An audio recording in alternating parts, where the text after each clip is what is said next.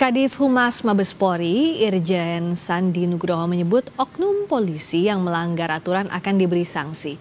Polri menyebut masyarakat bisa ikut mengawasi kinerja Polri termasuk jika ada pelanggaran. Saat ini oknum polisi yang diduga terlibat tengah diperiksa Propam dan Itwasum Mabes Polri.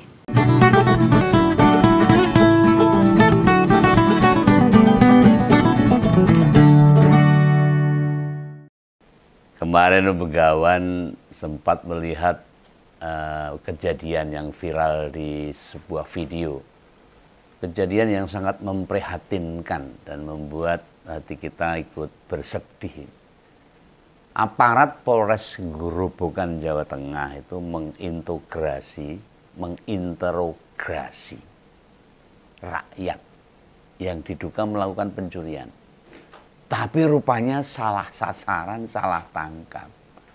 Nah untungnya waktu si aparat itu menginterogasi ada yang merekam. Dan rekamannya itu jadi berita lumayan gede, jadi viral. Aduh, ya begini nih cara kerja penjaga keamanan rakyat ini. Misalnya nggak ada di video atau nggak direkam atau nggak disebar kemana-mana. Apa ada permintaan maaf? Apa oknum itu diperiksa internal? Ya mungkin tidak tahu.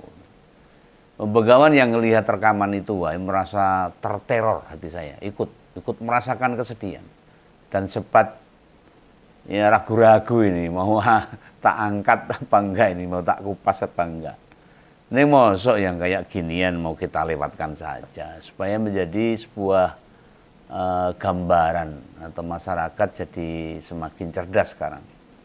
Atau semakin tahu bagaimana kita harus menghadapi kejadian-kejadian yang kadang-kadang tidak disangka-sangka itu terjadi. Ya, kalau tidak sempat kita kupas dalam berbagai sisi, ini bukan masalah saya mau menjatuhkan polisi, enggak, atau mau merusak citra institusi negara, ini bukan. Karena apapun kita sangat butuh institusi kepolisian untuk mengamankan atau menjaga keamanan lingkungan kita. Begawan punya banyak teman dari kepolisian juga, banyak yang baik, ya, sedikit yang ya, hanya oknum-oknum yang mungkin karena situasi kondisi. Yang jahat ya ada tapi sedikit. Masalahnya yang jahat itu mudah nyebar kelakuannya dibanding yang baik. Yang baik itu kadang-kadang tidak diberitakan. Rakyat maunya itu aparat itu yang baik, itu keinginannya, karena kan aparat itu menjadi pelindung, pengayom masyarakat. Maunya yang bersih, yang melindungi, yang bantu kesulitan warga. Lah wong pajak kita buat gaji para aparat itu habis banyak loh. Masa ngompol malah mau menjatuhkan polisi kan ya enggak bisa. Rugi no. Justru tak angkat di ngompol ini biar sing perilakunya do durung jejeg. Bisa berubah, yang masih bengkok-bengkok dibenahi biar lurus kembali. Aparat-aparat kepolisian, oknum-oknum yang belum tahu tentang tugas sebagai aparat penegak hukum jadi sadar. Agar pajak-pajak rakyat yang disalurkan bagi aparat kepolisian buat menghargai aparat yang kerjanya baik, berbalik positif kepada kami. Jadi kami sebagai masyarakat bisa terlindungi. Kami yang sudah taat bayar pajak loh.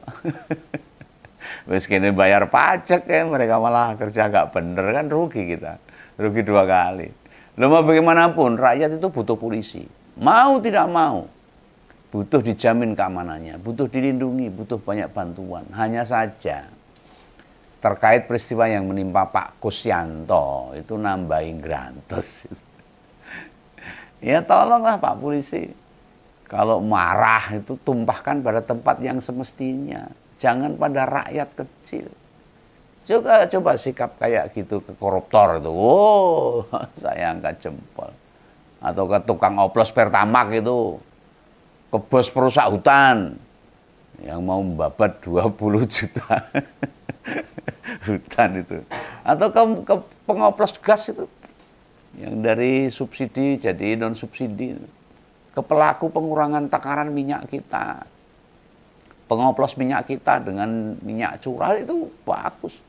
Atau pada pemimpin yang zolim itu aparat perlu tegas, Wow, tak jamin itu. Lah dari raut wajahnya itu tegang banget kok. Pak Kusyanto tuh sangat ketakutan. Lu pasti di pikirannya tuh gini ya. Ini pikirannya Pak Kusyanto ini.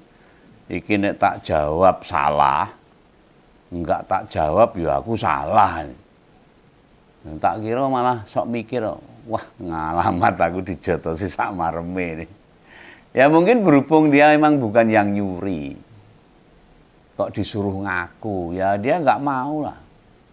Akhir-akhir ini kok nggak henti-hentinya pemberitaan tentang perilaku aparat ini. Lama tak sebut oknum, kok ada saja tindakannya. Di sana sini terus bermunculan ini. Pak Kusyanto ini hanya seorang pencari bekicot yang dituduh mencuri, yang akhirnya diintimidasi sampai dia ketakutan. Ya bagi Begawan, mestinya Pak Listio Sigit sebagai Kapolri ya menurut saya loh, untuk menjadi beban moral harusnya mundur. Tentu tidak perkara salah integrasi ini saja, melainkan sudah banyak ini kasus yang bikin nama besar kepolisian jadi tercoreng. Kami sebagai rakyat ikut sedih. Lambok Pak Prabowo ganti sama yang lain lah. Tugaskan Pak Listio jadi dubes di mana gitu. Atau di Afrika atau di mana lah. Kami ini nggak melihat kepemimpinan Pak Listio dalam 5 tahun ada perubahan secara signifikan pada aparat kepolisian.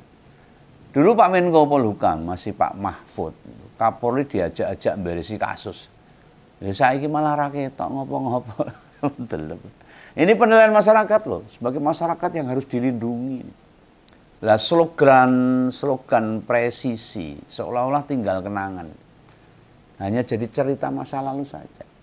Kasus-kasus besar juga minim banget dari kontribusi kepolisian. Malah kejaksaan yang muncul. Lihat saja di perkara pagar laut, terbongkarnya Pertamak oplosan. Kemudian pembongkaran taman wisata Hibix di Puncak oleh Kang Demul. Mandeknya kasus suap Firly Bahuri, mantan ketua KPK. Dan masih banyak lagi. Mana ada peran polisi yang dominan. Ini saya berharap kepolisian harus segera cancut tali wondo. Peran polisi nggak ada selama ini, kasus-kasus yang ada ini. Ini bukan berarti polisi itu jelek di mata rakyat, sama sekali tidak. Banyak juga polisi-polisi baik, polisi-polisi yang masih peduli, yang membantu rakyat. Sayangnya kebaikan mereka itu jadi tenggelam ya, mergo perkara-perkara beginian. Karena hal-hal yang jelek, yang jahat, itu cepat muncul, cepat menyebar, sehingga menutup yang baik-baik. Hal-hal yang tidak seharusnya dilakukan sama teman-teman mereka sendiri. Nah polisi-polisi yang baik bisa jadi ya nesu barang, anyel. Mereka berusaha membenahi, temannya malah ngerusak sendiri. Justru Begawan malah kasihan ini pada polisi-polisi yang sekarang sedang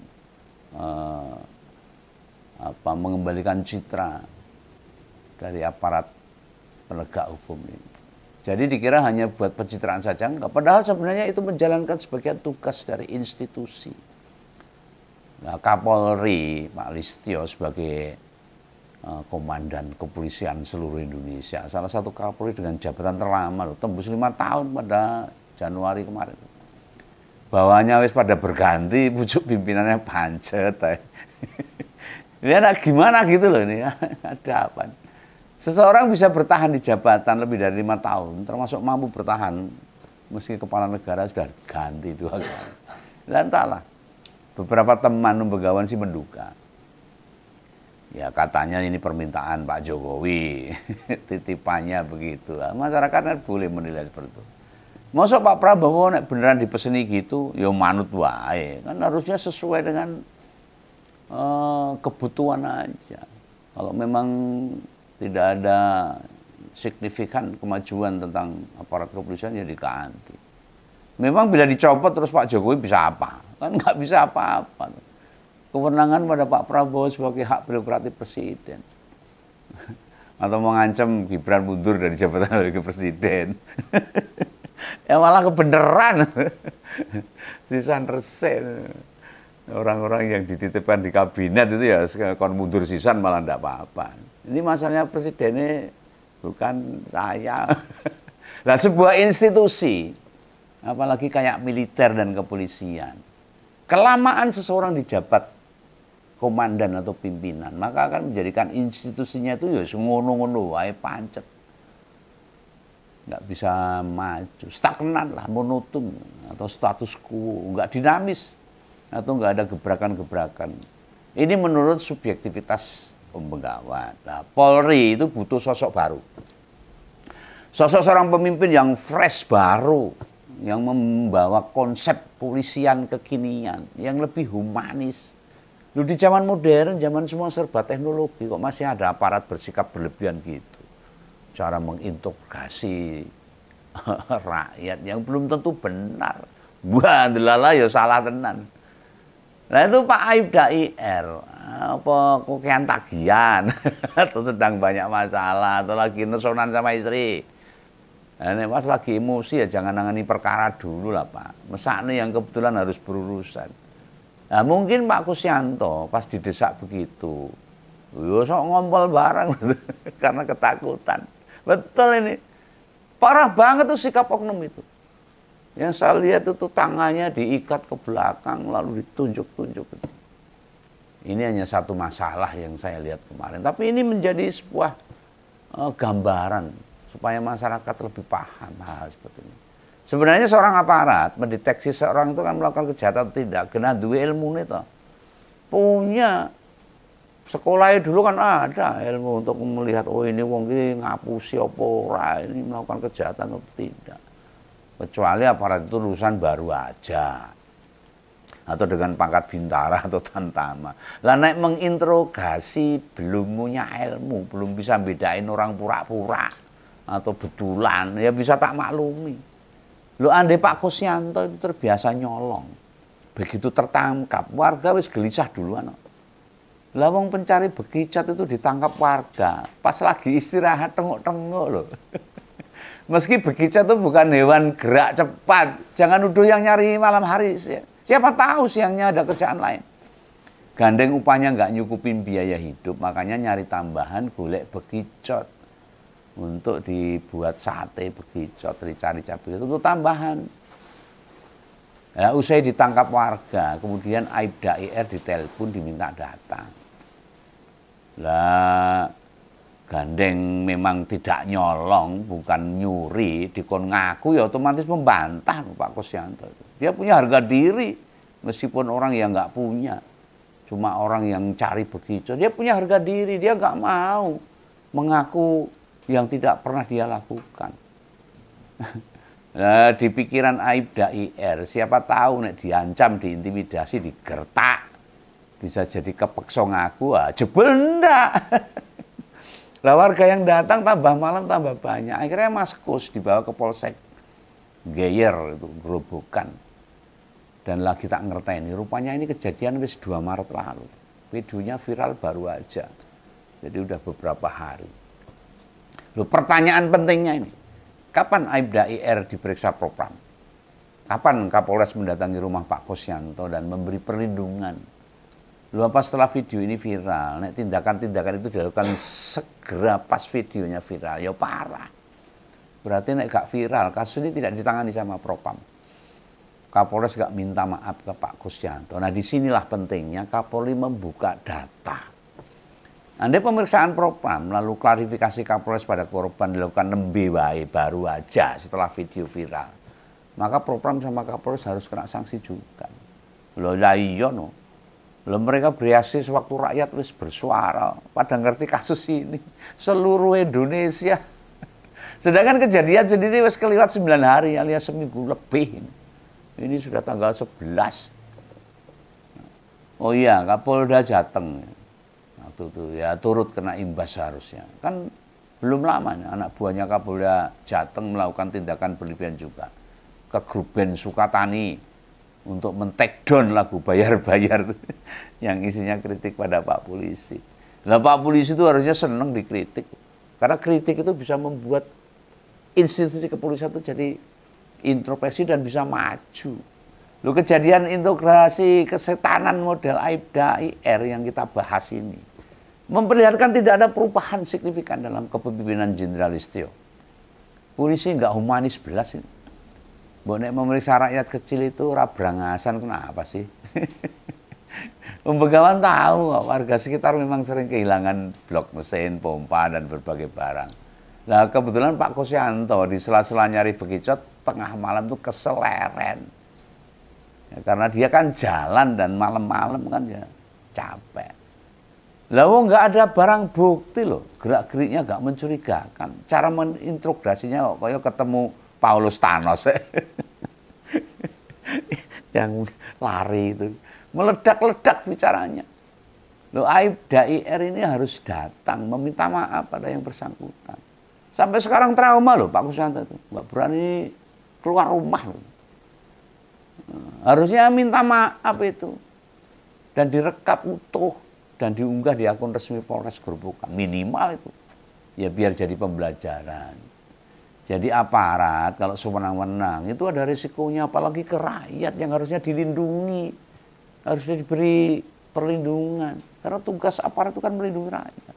Biar perilaku yang sama tidak terulang lagi. Juga nggak dicontoh oknum-oknum yang lain. Loh, permintaan maaf itu juga idealnya disampaikan pada Ibunda Kusyanto. Pada Ibunda. Mungkin Kompolnas nanya, loh kok sama Ibunda nggak ada urusan loh katanya. Nggak ada kitanya. Oh itu bener. Memang nggak ada hubungannya. Misalnya Jenderal Listio Sigit merintah begitu. Efek dasarnya akan menjalar ke semua aparat kepolisian. Aparat kepolisian akan jadi punya nilai.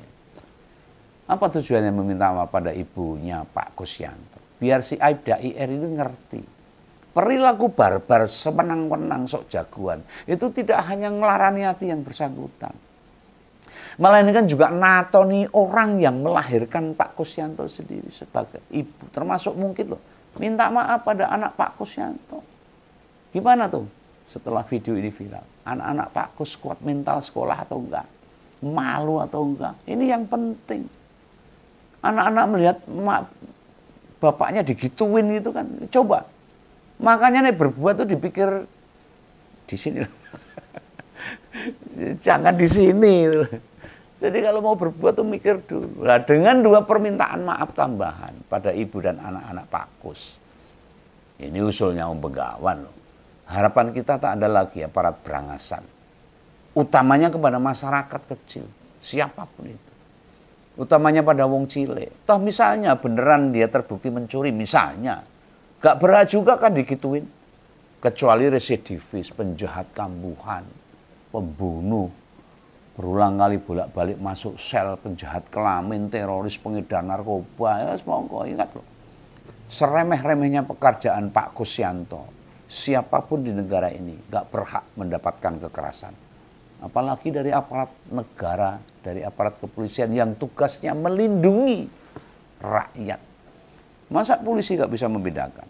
Mana orang pura-pura yang bukan maling, ngaku bukan pencuri, sama yang jujur beneran. Bila dia dudu maling. Nek aparat kepolisian membedakan kayak gitu aja nggak bisa. Wah, ciloko. Ini tantangan besar buat negara. Nek rakyat disuruh membedakan jelas nggak bisa. Kalau kepolisian pasti. Dia punya ilmu untuk membedakan itu. Feelingnya sudah kuat kepolisian itu. Wong rakyat kita membedakan pemimpin bosok sama pemimpin beneran wae kaiso. Nggak bisa. Nyatanya itu yang bosok-bosok yang masih banyak yang ngikutin. Mana pemimpin yang bakal bantu kita sama pemimpin yang malah blangsake kita, menghancurkan kehidupan kita. Ya. Doblawur kabeh yang nompo amplop. Nompo sembako itu bansos renteng beras. Nah, harusnya kepolisian yang nggak seperti itu. Membedakan mana koruptor sama bukan koruptor mesti harusnya bisa. Ayolah, Kompolnas semua pengen lihat. Kepolisian makin lama harus semakin profesional. Orang desa, Pak. Mosok rakyat digituin. Ayolah, Pak Prabowo, silakan untuk perbaiki institusi kepolisian yang tugasnya melindungi dan mengayomi rakyat Indonesia. Salam Begawan, salam Ngompol, sampai jumpa. Jangan lupa subscribe. Dadah.